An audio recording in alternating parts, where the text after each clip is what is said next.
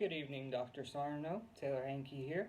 And for my final project, How We Learn About Music History by Taylor Hankey.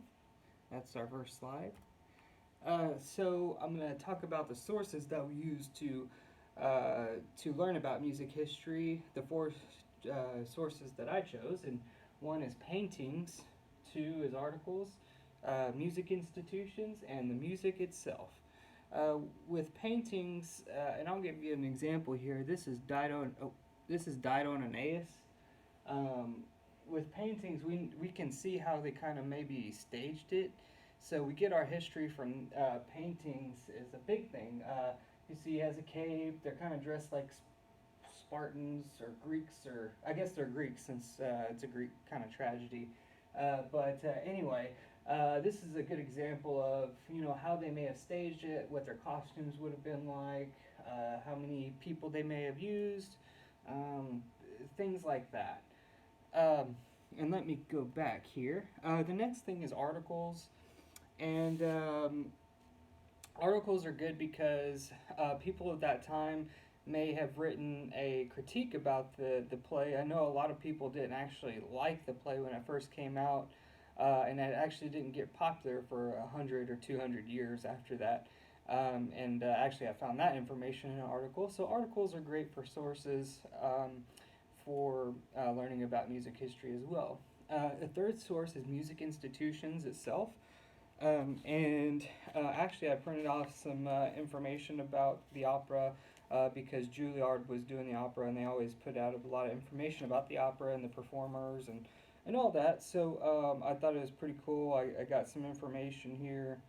Um, Purcell is acknowledged as one of the greatest English composers ever. Let's see. It talks about Purcell in here, or Purcell, sorry. Uh, yeah, it says here that let's see. The covering Dido and Aeneas was less than thrilling performance in 1889, where George Bernard Shaw was critiqued it, and it was 2 centuries old by then, which the first score had been published in 1841. So we wouldn't have known the music until 1841. Again, which brings us to my last source is the music itself. We learn about the music because the music itself, whenever we go through history, the music is passed down, or it's in institutions like Juilliard or the Smithsonian or something, and we can also see how originally it's performed. Um, I used Dido and Aeneas because we went over Baroque operas in class. Baroque operas are pretty interesting to me.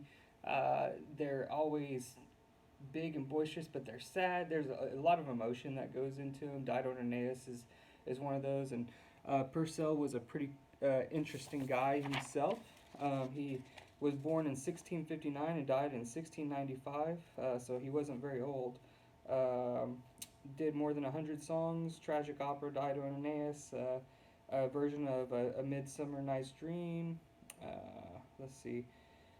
Purcell, he performed or he wrote for the church, the stage, the court, private entertainment.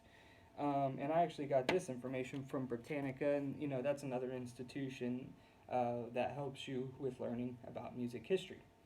Um, Music history is important to learn because it shows us the past and how things should be done, and it lets us know how to learn from the past and do things better for the future.